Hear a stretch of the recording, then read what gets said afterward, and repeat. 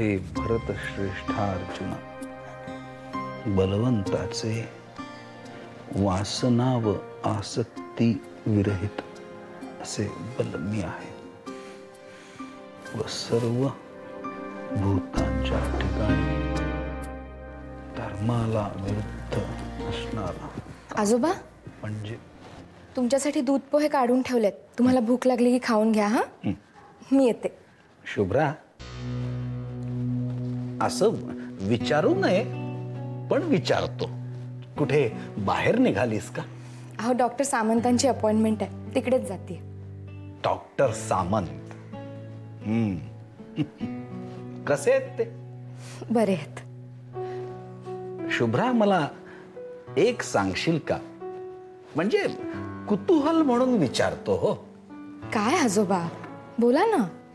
5 मिनिटं आहेत ना तुझ्याकडे? हो आहेत। बैस बैस। बोला। शुभ्रा, तुला भूतकाळातल्या सगळ्या गोष्टी आठवतात, प्रत्यक्षात डोळ्यांना दिसतात? अण्णा, भागीरथी ताई, सदाशिव दादा, वासंती वहिनी, यमी मावशी, सगळे सगळे दिसतात तुला। आणि छोटा दिनू सुद्धा।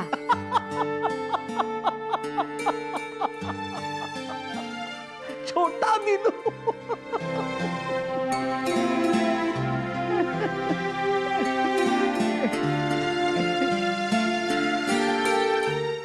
छोटा दिनू कुठे गेला, कुठे हरवला, देव जाणे।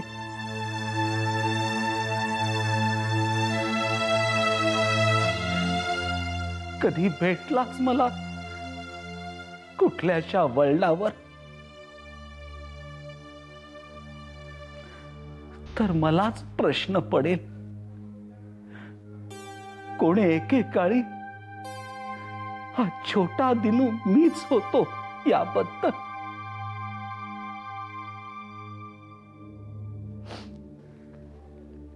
खूप निष्पाप होतं ग आयुष्य तेव्हा।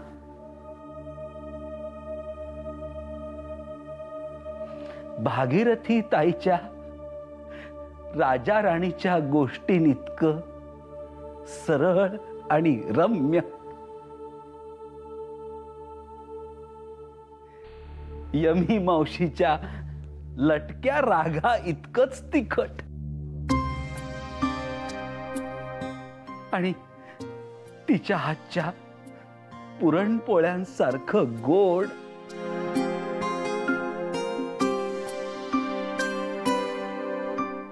आता फक्त त्या गोडव्याची आठवण राहिली आहे।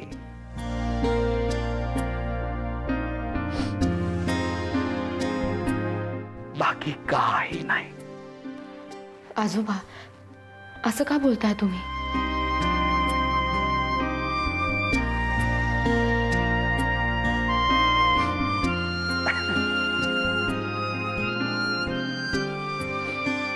आता हेच बघ ना, गेल्या 2 खेपेला मी मुंबईत येऊन गेलो, ते कुठल्याही मंगल कार्यासाठी नाही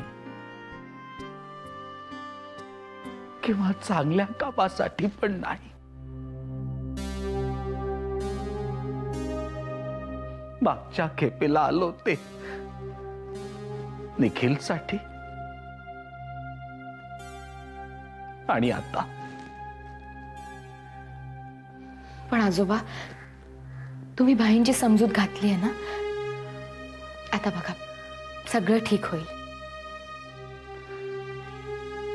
नाही शुभ्रा, मला खात्री वाटत नाही, आणि भीतीही वाटते।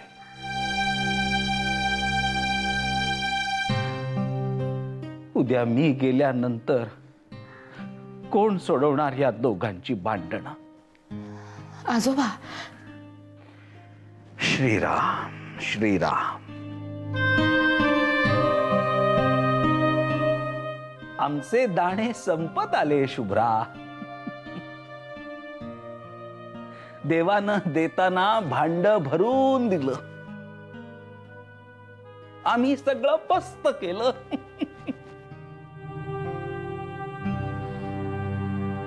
आता उरली आहे ती फक्त भांड्याला चिकटलेली खरपूड. ती खरवडतोय. ती संपली की गडू उपडा करायचा आमच्या तोंडात.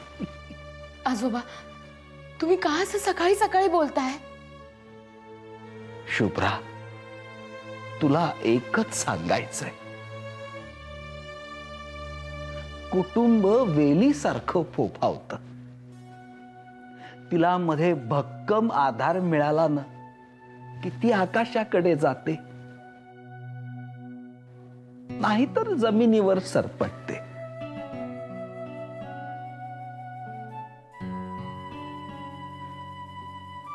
पार्वती वहिनी तो आधार होती.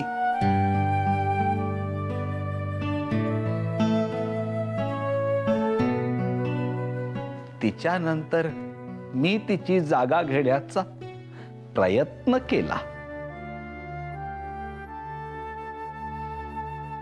पण तो प्रयत्न फारसा यशस्वी झाला असं म्हणता येणार नाही.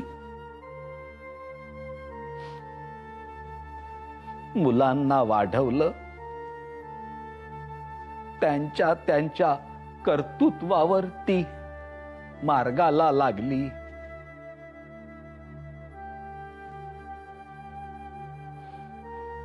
पण आता त्यांचे मार्ग एकमेकांपासून कायमचे दूर जातात की काय, अशी भीती माझी मलाच वाटू लागली आहे.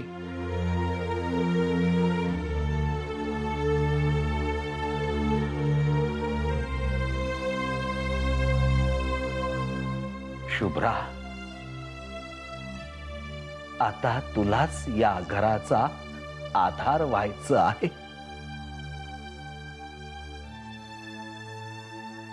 किंबहुना पार्वती वहिनीची पुण्याई तुला इथे घेऊन आली आहे.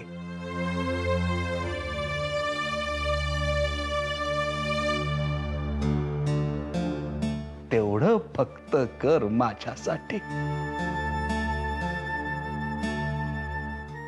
आजोबा, ज्या दिवशी मला तुम्ही पार्वती आजींचं मंगळसूत्र दिलं, त्या दिवसापासून ही जबाबदारी मी स्वीकारली आणि त्यात अजिबात कसूर होणार नाही. वचन देते तुम्हाला. श्रीराम, श्रीराम.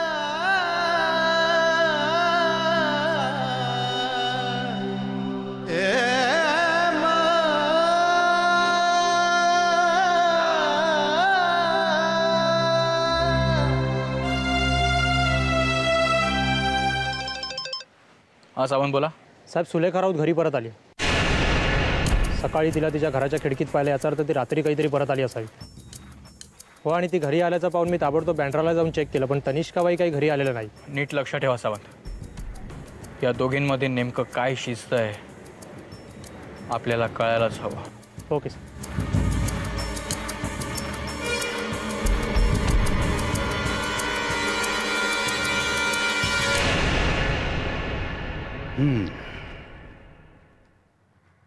बाहुली, तू मला फोनवर सगळं सविस्तर सांगितलंस, हे फार बरं केलंस. यापूर्वीही मधू आणि चंदू मध्ये भांडणं झाली असतील, ती मिटली असतील, पण यावेळी चंदूच्या मनावर जी जखम झाली आहे ती खूप खोल आहे आणि याला जबाबदार एकटा फक्त मधू नाहीये. पण आजोबा, हे आता जे सगळं झालंय ना, त्यावरून मला तर असं वाटतंय की भाई आता पूर्वीसारखा आपल्याशी कधीच वागणार, बोलणार नाही. नाही, तसं नाहीये ते.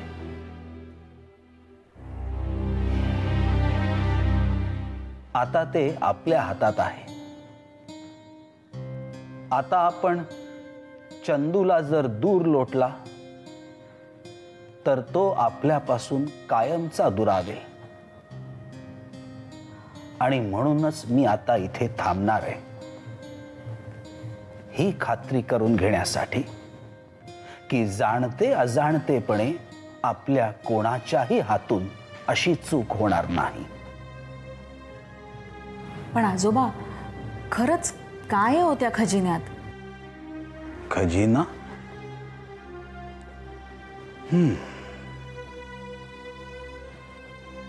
तो खजिना आहे की नाही हे देखील मला माहित नाही. पण मग दादा काय एवढा त्याच्या मागे लागलाय? माझी चूक. मीच त्याला भरीस पाडलं. त्याला फक्त एक कोडं सोडवायचं आहे आणि त्या कोड्याची पहिली ओळ मी त्याला सांगितली. चूक झाली माझी. पण आता झालेल्या चुका निस्तरण्यासाठीच मी इथे आलेलो आहे.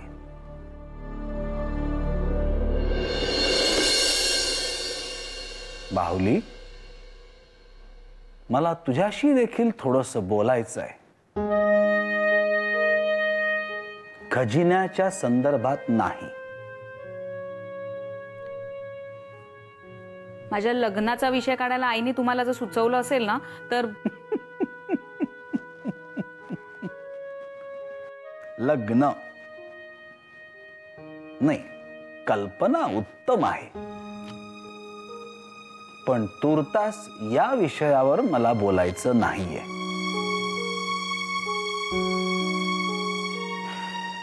कुसुम मला सांगत होती की तू सुलेखावर काही आरोप करून तिला अटक वगैरे. अच्छा, पचकली वाटतं तुमच्या पुढ्यात ती. बाहुली, हे सगळं मला तुझ्याकडून का नाही कळलं? आजोबा, या विषयावर मी बोलायचं आणि सगळ्यांनी मला मूर्खात काढायचं ह्याची सवय झाली आता मला. त्यामुळे मला वाटतं कधी कधी की नको बोलणं काही. बाहुली, मी कधी तुला मूर्खात काढलंय? पण आजोबा, मी बरोबर आहे हे सिद्ध करण्यासाठी पुरावे सुद्धा नाहीयेत माझ्याजवळ. कसले पुरावे? हेच की क्षिप्राने आत्महत्या केली नाहीये. दुर्दैव आहे माझं की हे सिद्ध करण्यासाठीचे सगळे मार्ग बंद झालेत माझ्यासाठी.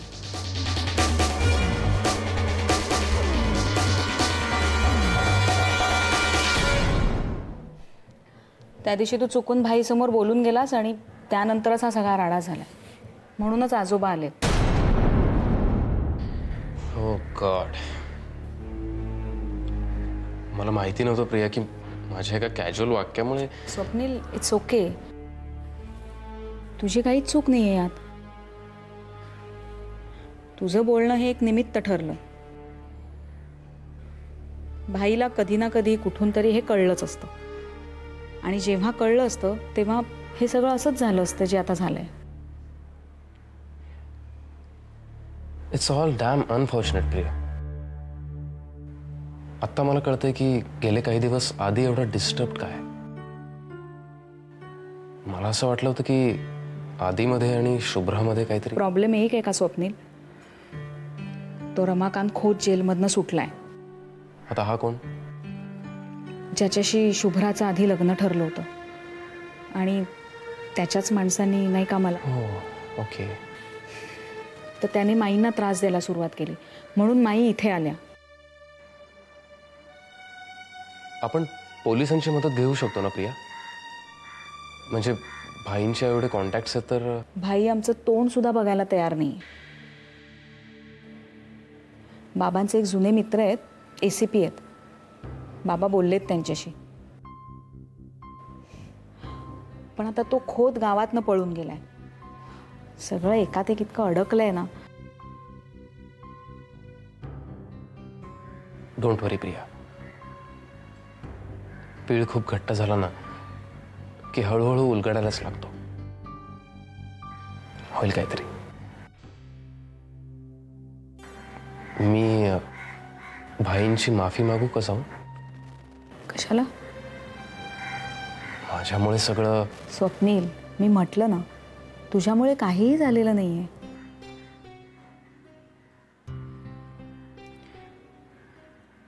It pains to see a family breaking up Priya. मला माझी अशी कधी फॅमिली नव्हती ग. म्हणजे खूप आधीच आईबाबांपासून मी दूर गेलो. मग दादा गेला आणि जिच्याबरोबर फॅमिली सुरू होईल असं वाटत होतं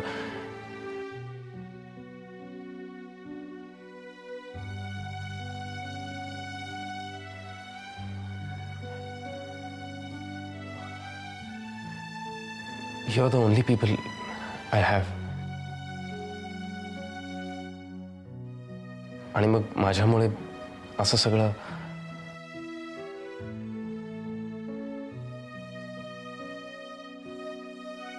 मी थोडा वेळ आजोबांना भेटून येतो.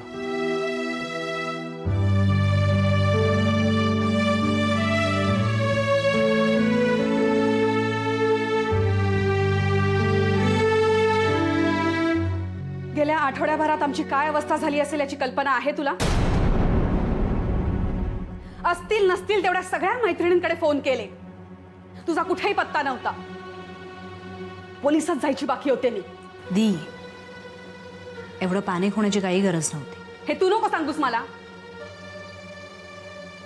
यशवंतरावांच्या प्रश्नांना तोंड देता देता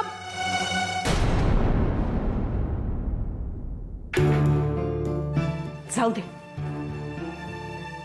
हे बघ सुलेखा, तुला जर का वाटत असेल की तू एकटी राहतेस म्हणून you are not answerable to anybody, तर तसं नाहीये. You are answerable to me. आणि आता तुझं लग्न होतंय, so you are answerable to them to.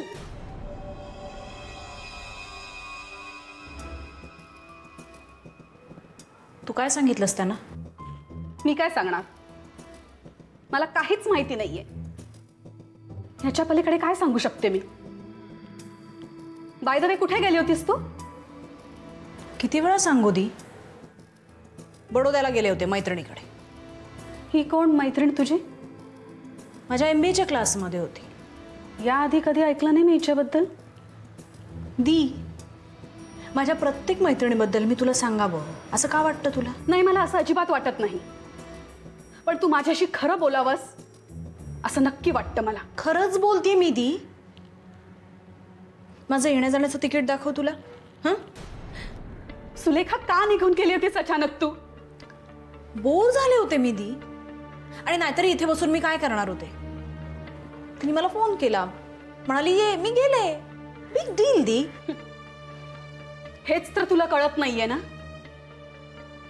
Sulekha. Next time असे अचानक कुठेतरी निघून जायचे प्लॅन्स केलेस ना, तर मला सांगून जा. निदान मी मूर्खासारखी तुझी वाट तरी बघत बसणार नाही.